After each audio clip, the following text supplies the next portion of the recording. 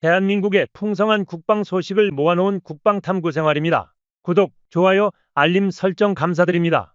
한국항공우주산업이 전해온 소식에 따르면 KF-21 보람의 전투기의 양산 조립이 순조롭게 진행되고 있습니다.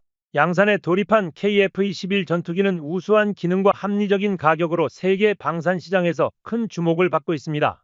유럽의 방산업계에서는 아직 전력화도 이루어지지 않은 KF-21의 등장에 이미 긴장을 느끼고 있다고 합니다. 프랑스의 군사 전문지 메타 디펜스 프랑스는 최근 보도에서 양산에 들어간 KF-21이 유럽의 전통적인 항공업체들에게 심각한 위협이 될 것이라고 분석했습니다. KF-21은 부분적인 스텔스 기능을 갖춘 4.5세대 전투기로 프랑스의 라팔, 유로파이터 타이푼, 미국의 F-16, F-15EX와 같은 경쟁 모델들과 비교됩니다. KF-21은 21세기에 개발된 유일한 4.5세대 전투기로 앞으로 5세대의 고도 스텔스 기능과 6세대의 유무인 복합 운영까지 가능한 진화적 개발을 목표로 제작되었습니다. 이처럼 경쟁 모델들이 이미 성능의 최대치에 도달했다는 점과 대조되며 KF-21의 잠재적인 발전 가능성을 시사합니다. 더욱 주목할 만한 점은 이러한 첨단 기능을 갖춘 KF-21이 가격 경쟁력까지 겸비했다는 것입니다. 업계에 따르면 초도 양산에 들어가는 개발 분담금을 제외하면 KF-21 전투기의 가격은 대당 후속 군수 지원을 포함해 1,000억 원 수준으로 파악되었습니다. 이는 1,500억 원 이상으로 알려진 라팔과 타이푼보다 훨씬 경쟁력이 우수하다는 것을 알 수 있습니다. 메타 디펜스 프랑스 역시 KF-21은 라팔이나 타이푼보다 가격 면에서 우위가 있다고 인정했습니다. 심지어 KF-21 전투기는 이제 막 양산에 돌입한 신규 기체이기 때문에 향후 생산비 절감 요소가 반영된다면 가격 경쟁력을 더욱 높아질 수밖에 없는데요. 이미 한국항공우주산업은 첨단 자동화 설비를 확대 도입하며 생산성을 높이고 있습니다. 메타 디펜스 프랑스는 KF-21 보라매가 검증된 기술 및 진화적 개발을 적용한 확장성까지 더해 우수한 성능을 보여줄 수 있다며 5세대 전투기 카테고리에 완전하게 통합된 KF-21EX 모델의 경우 세계 전투기 시장에 있는 라팔, 타이푼, F-15EX보다 명백히 한 발 앞서 나갈 것으로 분석했습니다. 유럽에서 한국산 전투기에 대해 극찬하는 만큼 중국 역시 한반도의 전투기입니다. 한국산 KF-21 전투기에 대해 깊은 관심을 보이고 있는데요.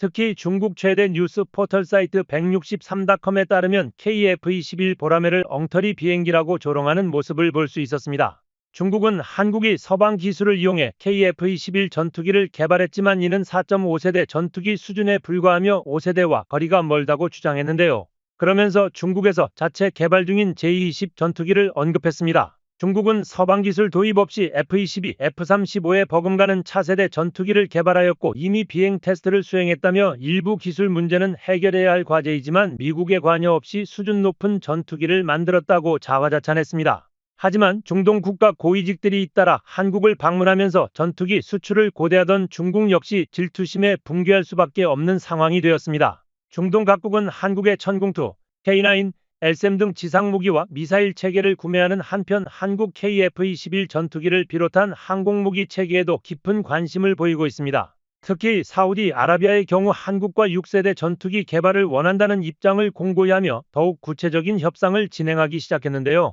KF-21에 공개된 성능에 매우 만족한 협상단은 보라매 전투기에 관한 최초 협상 조건을 내건 것으로 밝혀졌습니다. 이에 대해 방위사업청은 KF-21 사업에 따른 경제적 파급 효과가 정말로 대단할 정도라고 언급했습니다. 현재 KF-21 전투기 한 대당 한국 경제에 얼마나 많은 영향을 끼칠지에 대해 무기 경제 칼럼이 게시되어 화제가 되고 있습니다. 대한민국 무기체계 연구원 토마스 애덤스의 연구 결과에 따르면 KF-21 전투기 수출 유발 효과는 약 24조 원 이상이며 부품 생산과 공장 주변의 운영 등 부가가치 유발 효과는 최소 6조 원. 한국이 최신형 전투기 기술을 보유하는 데 성공한 기술적 파급 효과는 약 50조 원에 달한다고 설명했습니다. 즉 KF-21 전투기가 개발이 완료되는 2026년부터 시작해 더 이상 외국산 전투기를 구매하지 않고 한국산 전투기를 사용하는 데 아껴지는 모든 기술적 비용을 말하는 것입니다. 폴란드와 사우디아라비아 수출은 추가적인 이윤을 남깁니다. 한국항공우주산업은 사업 시작 이듬해부터 작년까지 한국항공본사와 1차 협력업체만을 다져 12,000여 명의 고용을 창출하는 데 성공했습니다. 이런 KF-21 전투기의 경제유발 파급력에 대해 방사청 전투기사업단장은 이렇게 밝혔습니다. KF-21 사업 완료 시까지 취업 유발효과는 12만 명에 달할 것이며 본격적인 폴란드, 사우디아라비아 또한 현재 논의되고 있는 아랍에미리트 등을 향한 해외 수출 생산 라인까지 가동이 시작된다면 최소 45배 이상의 엄청난 인력 고용 창출 효과가 있을 것이라고 전망했습니다. 대한민국 방사청은 KF-21 전투기의 최종 개발이 완료된다면 최소 400대에서 최대 500대 이상의 해외 수출 잠재력이 있다고 판단했습니다. 실제로 폴란드와 사우디아라비아는 물론이고 구형 기체를 교체하려는 스위스와 아랍에미리트까지도 발품을 구하기 위해 입찰에 참여했는데요. 향후 5세대 스텔스 전투기로 개량될 KF-21 전투기는 미국의 F-35 전투기 같은 업체로 가능할 것이라는 잠재성을 가지고 있으며 특히 군용 항공기 무기 수출 분야에서 4세대 전투기가 아닌 4.5세대 전투기라는 독특한 포지션을 가지고 있어 고성능과 한 대당 가격의 가성비를 모두 갖추었습니다. 그렇기 때문에 해외 수출 경쟁에서 굉장히 유리한 고지를 점하게 되었습니다. 가장 유력한 첫 번째 해외 수출 지역은 중동 지역의 석유 부국들입니다. 이미 한국산 무기를 직접 한국산 무기를 구매한 국가들 중 국방비에 투자를 집중하고 있는 빈살만이 주도하는 사우디아라비아를 주목해야 합니다. 사우디아라비아는 대표적인 한국 우호 국가로서 미래를 향하여 한국 기업과 많은 경제적 협력을 진행하고 있으며 석유 수출 사업에 주력해 국가의 수출품이 석유가 절반 이상일 정도로 석유 수출을 통해 300조 원 정도의 1년 국방 예산을 확충하고 있습니다. 이러한 사우디아라비아가 계속해서 악화되는 불안전한 안보 상황에서 4.5세대와 5세대급의 전투기를 구매하려 눈독 들이고 있다는 것은 이제 공공연한 사실입니다. 한국의 KF-21 전투기의 가격과 성능이 모두 사우디아라비아의 요구사항과 딱 들어맞았던 것입니다. 한국의 외교적 동맹 나토의 원국인 동유럽 지역도 KF-21 수출 대상에서 절대 빠질 수 없습니다. 비싼 유지비로 인해 F-35 전투기와 유로파이터 전투기를 구매하는 것이 어려웠지만 그럼에도 든든한 경제력과 국방 예산을 가지고 있으며 3세대 전투기에서 4세대 전투기 등 노후된 전투기 교체를 원하는 폴란드와 핀란드, 헝가리, 체코, 루마니아가 해외 수출 후보에 포함되는데요. 군용기 교체를 위한 국방비 예산을 최대치로 상승시킨다면 브라질과 멕시코, 필리핀까지 KF-21 수출 후보국에 들어갑니다. 실제로 필리핀과의 협상은 현재 진행형 중입니다. 이처럼 한국군의 자부심과 진정한 자존심이 된 KF-21 전투기 개발에는 8조 8천억 원이 투입되었는데요.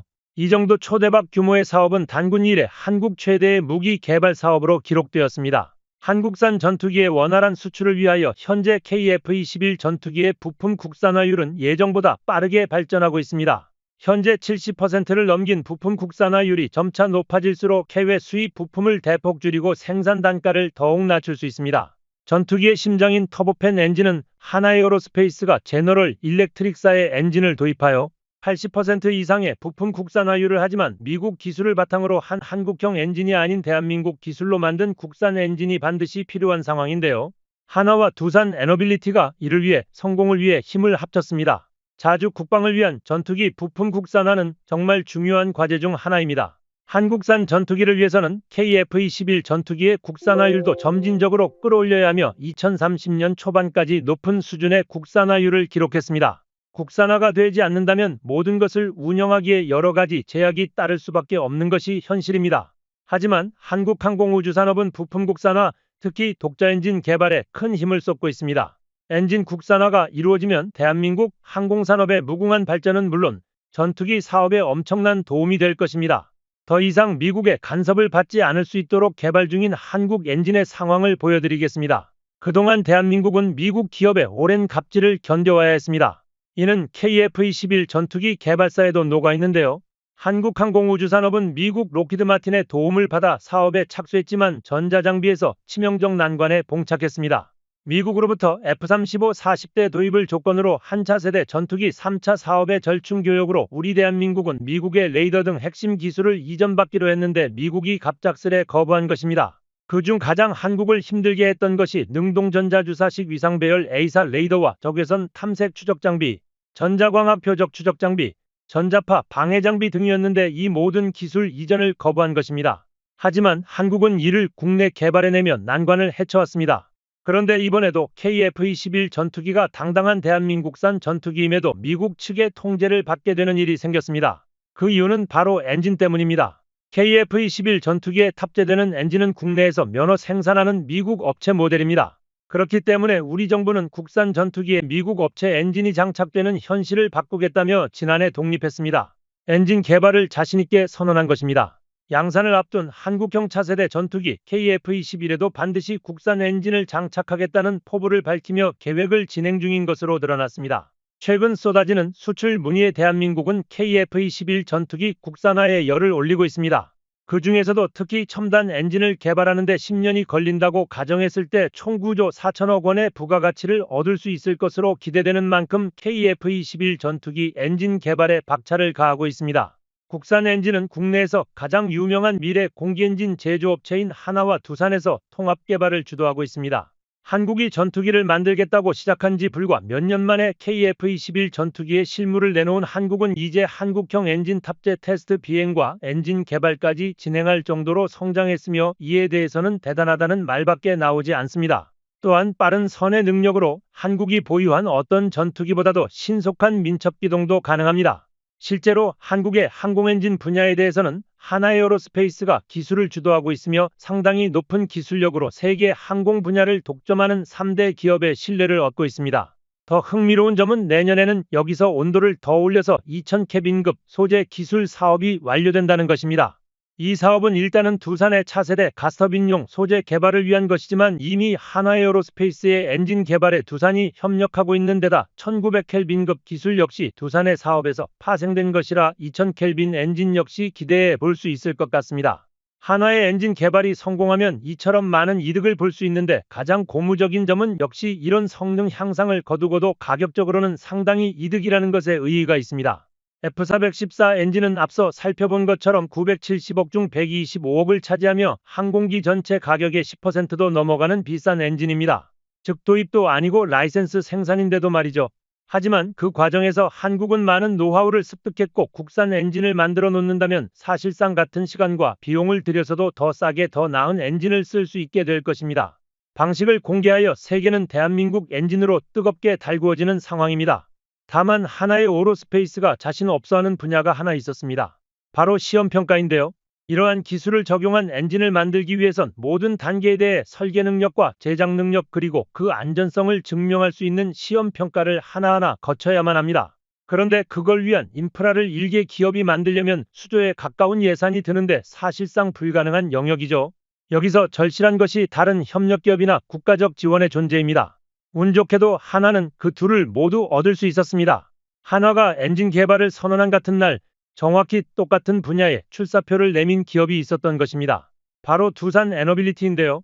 의외로 두산은 한화의 고민을 해결해 줄 수 있는 역량을 많이 가지고 있었습니다. 이걸 바탕으로 설계 과정에 관여할 예정인데 한화보다도 훨씬 자신감에 차 있는 모습이었죠. 두산의 커리어가 특이하기 때문인데요. 엔진 터빈의 경우 비슷한 기술을 이용해서 항공기를 날릴 수도 있고 발전기를 돌릴 수도 있습니다. 항공엔진 기술이 있는 다른 나라들의 경우 일반적으로 항공엔진 기술을 먼저 개발하고 이걸 이용해서 발전용 엔진 터빈을 개발하는 순서였습니다. 하지만 두산의 경우 항공엔진의 뜻이 없는 상태에서 세계 5번째로 발전용 엔진 터빈을 독자 개발했습니다. 한국은 이걸 역으로 항공엔진으로 만들면 되는 것입니다.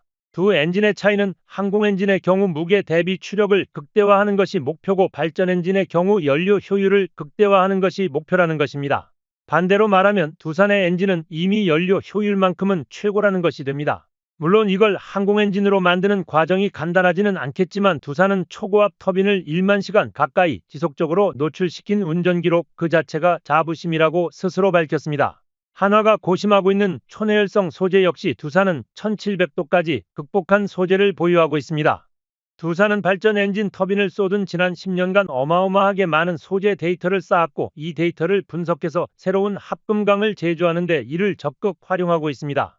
이들 역시 한화 마찬가지로 신기술을 곧바로 제약 없이 받아들이고 있는 것입니다. 남은 것은 이를 항공용으로 바꾸는 것뿐입니다. 두산은 원래 이러한 기술을 발전소에 적용하고 있었고 방산 분야에서는 추후 함정용으로 응용할 예정이었습니다. 하지만 이러한 노하우를 알아본 방사청에서는 한화와 손을 잡고 항공엔진에 도전할 것을 권유했죠. 실제로 두 기업이 손을 잡는다면 사업기간 단축 및 예산 낭비 방지에 큰 도움이 될 것으로 보입니다. 하나에어로스페이스는 일찍이 항공 분야에서 뼈가 굳습니다. 이는 두산의 기술을 항공기술에 접목시키는 데에 많은 역할을 해줄 것이고 두산은 한화가 처음 도전하는 분야에서 도움을 주면서 서로를 이끌어줄 수 있는 것입니다. 그리고 이들의 협업을 유도한 방사청은 이에 발맞춰 엔진 시험평가 시설을 준비 중입니다. 한국이 돌연 완성 직전에 엔진과 더 떨어진 양산 가격을 한 번에 공개해버리자 당연히 해외에서는 난리가 났습니다. 엔진 성능은 좋아지면서 가격은 떨어진 것입니다. 지금 한국을 쫓아가 보겠다며 튀르키예는 거의 20종에 가까운 엔진을 동시에 개발하고 있는 상태입니다. 비단 칸 전투기에 들어가는 터보팬 엔진이 아니더라도 전투기용 보조동력 엔진, 헬기 엔진, 호위함 엔진, 전차 엔진, 무인기 엔진, 장갑차 엔진 등등 온갖 할 것의 엔진은 전부 손대고 있습니다. 당연히 정상적일 수 없습니다. 물론 성공만 한다면 빠르게 노하우를 습득할 수 있겠지만 이들 입장에선 한국이 손에 잡힐 법한 시점에서 갑자기 저 멀리로 도망쳐버린 느낌을 지울 수가 없을 것입니다. 튀르키예는 지금 어떻게든 한국을 따라잡으려고 한국 입장에서는 상당히 곤란할 법한 카드도 뽑았습니다. 바로 우크라이나를 엔진 개발에 끌어들인 것입니다. 엔진 기술력을 보유한 우크라이나로부터 기술을 이전받으면 발전 속도는 전과는 비교할 수 없이 빨라질 것인데요. 그럼에도 불구하고 직접 개발을 해내려면 시행착오 과정에서 몇 번이고 엔진 날개를 녹이고 불태우는 과정을 감수해야만 합니다. 실제로 엔진 개발은 극악의 난이도를 자랑합니다. 이전까지 상품성 있는 항공기 엔진을 자체적으로 개발할 수 있는 나라는 미국과 영국 정도밖에 없었습니다. 미국 주위와 프렛 앤 휘트니 영국의 롤스로이스 등 세계사가 사실상 독과점하는 것이 현실이었습니다. 특히 미국의 주위는 유럽 합작사까지 앞세워 세계 시장 점유율이 58%에 달합니다.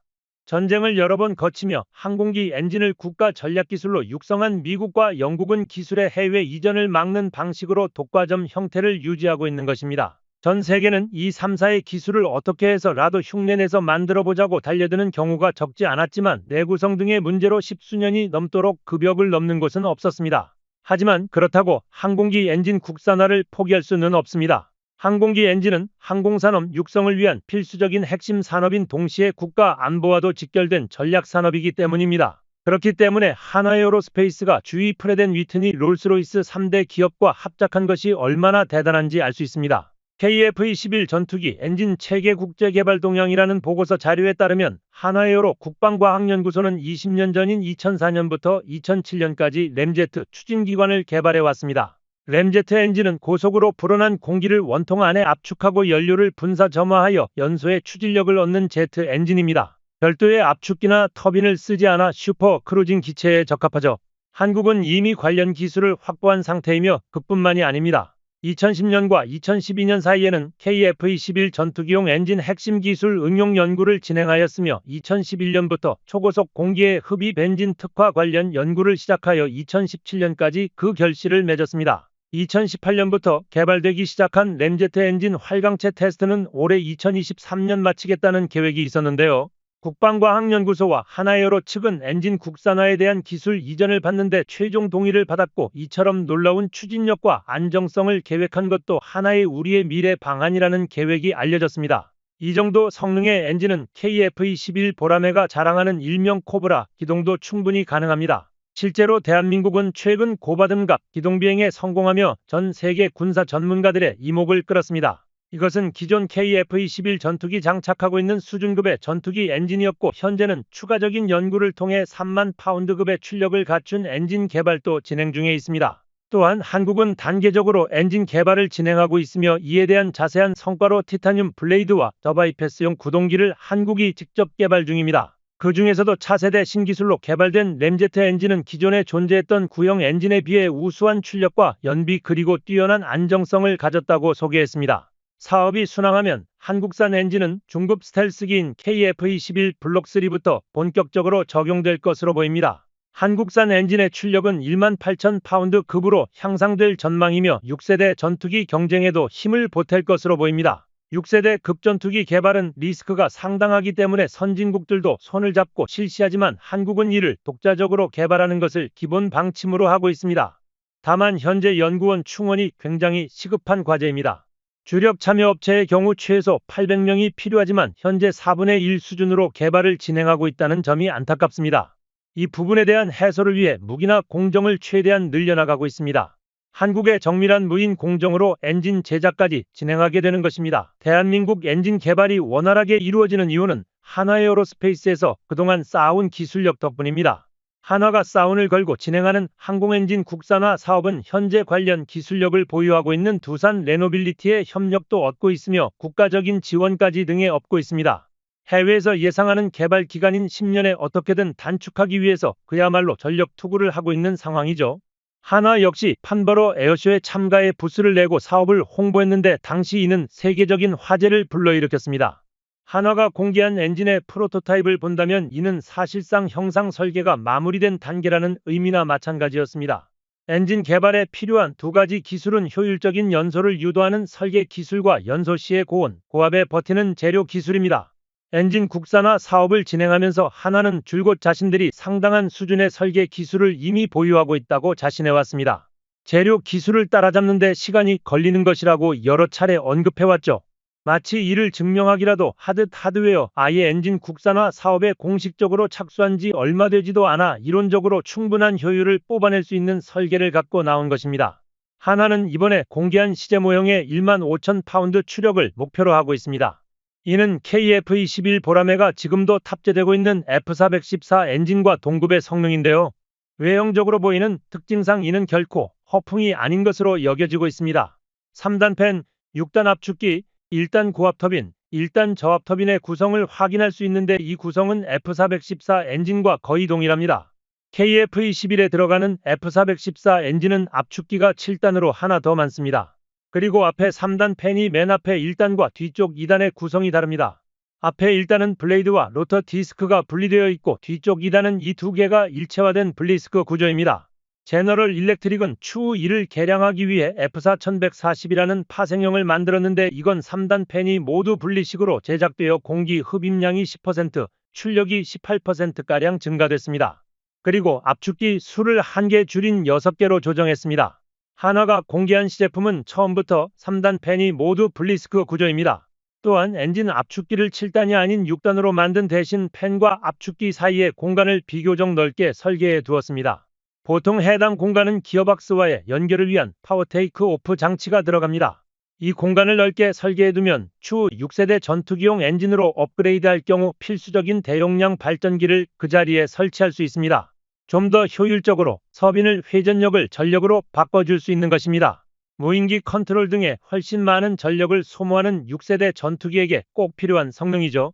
정리하자면 한화에어로스페이스는 제너럴 일렉트릭이 겪은 시행착오를 지름길 삼아 처음부터 최신 개량판 F414를 맞춘 설계를 채택한 것입니다.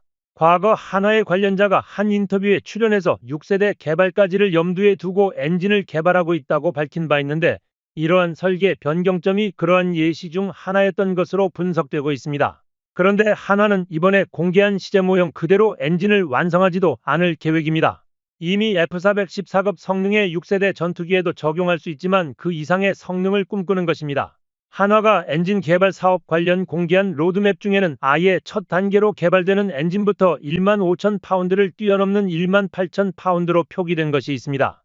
대상 기종은 KF-21 블록3와 5세대 이상의 무인 전투기로 한화는 최초로 개발하는 엔진의 성능부터 이 정도 수준을 잡고 있었습니다. 현재 국가연에서 적용 검토 중인 엔진 소재는 섭씨 1625도 1900K까지 견딜 수 있습니다. 이 온도를 견딜 수 있는 엔진은 딱 18,000파운드 추력을 구현할 수 있습니다. 그런데 재미있는 점은 불과 재작년 논문까지만 해도 1800K 소재를 검토하고 있었다는 것입니다. 그 온도면 F414와 같은 15,000파운드의 추력이 나옵니다. 불과 2년여 사이에 엔진 온도를 100켈빈 올리고 목표 성능도 크게 올렸다는 의미입니다. 대한민국은 가히 놀라운 수준으로 방산 기술력을 올려나가고 있습니다. 이처럼 자랑스러운 K방산이 세계를 지배하고 있습니다. 한국산 무기 체계를 더욱 발전시킬 수 있는 다양한 연구와 노력이 계속 이어지길 바라겠습니다. 마지막 뉴스 보도해드리며 영상 마치겠습니다. 북한의 러시아 파병 결정과 관련하여 일부 병력의 러시아 이동이 확인되었다고 국가정보원이 밝혔습니다. 이에 따라 북한군 파병의 정황을 담은 영상이 우크라이나 당국과 외신을 통해 공개되면서 우크라이나는 3차 대전을 언급하며 격앙된 반응을 보였습니다. 또한 영국과 프랑스 등은 우크라이나 전쟁의 확전 위험을 우려하고 있습니다. 북한의 파병은 우크라이나 전쟁의 확전 가능성을 높일 뿐만 아니라 유럽 내 안보를 위협하는 중대한 이슈로 부상하고 있습니다. 유럽의 여러 나라들은 이 문제에 대해 우려를 표하고 있으며 나토는 신중한 입장을 취하고 있습니다. 미국은 북한의 파병이 사실이라면 전쟁에서의 위험 고조를 우려하고 있으며 동맹 및 파트너국들과 긴밀히 협의할 계획이라고 밝혔습니다. 그럼 다음 시간에 더 흥미롭고 유익한 소식으로 다시 찾아오겠습니다. 지금까지 국방탐구생활이었습니다. 채널을 구독하고 알림 설정을 해주시면 더 빠르고 정확한 국방 소식 전달해드리겠습니다. 지속적인 관심과 응원 부탁드리며 시청해 주신 분들 모두 감사드립니다. 시청자 여러분 좋은 하루 되세요.